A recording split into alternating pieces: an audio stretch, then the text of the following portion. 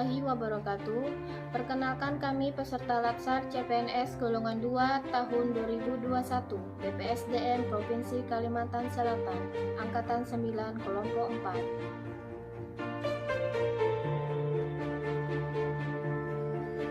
Biografi tokoh milenial nasionalis inspiratif berdasarkan pada nilai-nilai dasar implementasi Pancasila dalam penerapan fungsi ASN. Bapak Sandiaga Salahuddin Uno, akrab dipanggil Sandi Uno, lahir di Rumbai, Pekanbaru Riau, tanggal 28 Juni 1969. Anak dari Razif Halid Uno dan Men R. Uno. Ayahnya berasal dari Gorontalo.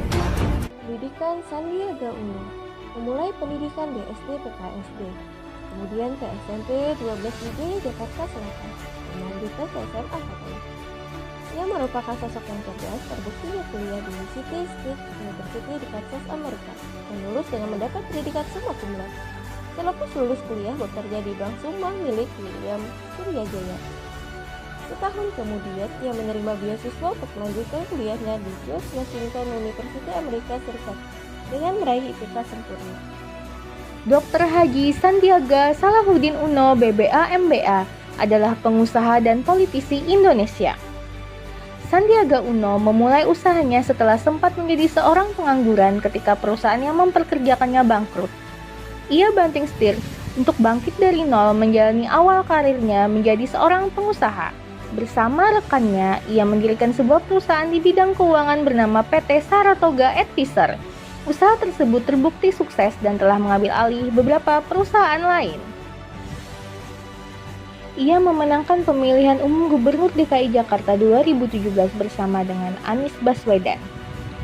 Pada bulan September 2018, ia mengundurkan diri sebagai Wakil Gubernur DKI Jakarta dan maju sebagai calon wakil presiden bersama Prabowo Subianto, tetapi gagal dalam hasil hitungan suara di Pemilu Umum Presiden Indonesia 2019.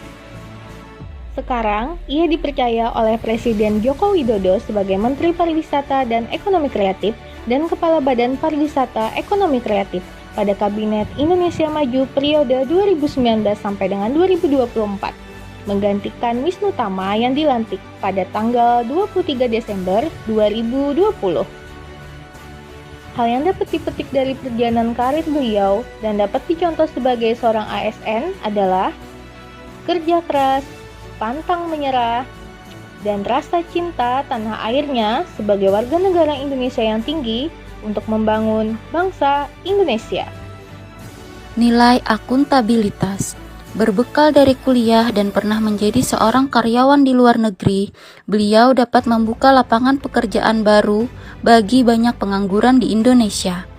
Dengan keyakinan dan manajemen perusahaan yang baik serta cinta tanah air dan tanggung jawab terhadap kemajuan negaranya, beliau berkontribusi terhadap kemajuan pembangunan di Indonesia.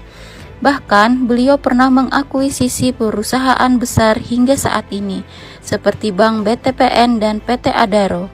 Dari hal tersebut, sebagai seorang ASN, kita bisa meneladani sikap dari Bapak Sandiaga Uno, yaitu sikap tanggung jawab dan pantang menyerah, dan konsisten dalam melaksanakan pelayanan publik untuk mencapai tujuan bersama. Nilai inspiratif yang dapat kita ambil dari Bapak Sandiaga Uno yang sesuai dengan nilai Pancasila yaitu nilai cinta tanah air dibuktikan dengan membuka lapangan pekerjaan yang banyak di Indonesia, di mana karena cintanya dengan tanah air maka beliau ingin masyarakat Indonesia terus maju, dengan salah satunya mengatasi pengangguran yang ada. Komitmen yang patut diteladani dari Bapak Sandiaga Uno yang sekarang menjadi Menteri Pariwisata dan Ekonomi Kreatif adalah komitmen beliau yang mengedepankan sektor pariwisata dan ekonomi kreatif di setiap daerah atau pelosok negeri. Karena lebih dari 30 juta masyarakat Indonesia bergantung pada sektor tersebut. Hal ini merupakan implementasi dari sila kelima yaitu keadilan sosial bagi seluruh rakyat Indonesia.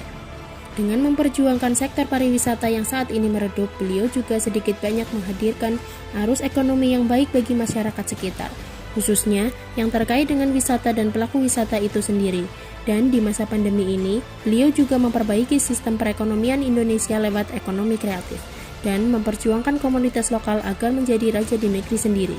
serta menaikkan tingkat ekonomi para pengrajin lokal sehingga keadilan sosial bagi seluruh rakyat Indonesia benar-benar terlaksana dan tidak timbang pilih. Demikian video dari kelompok kami. Wassalamualaikum warahmatullahi wabarakatuh.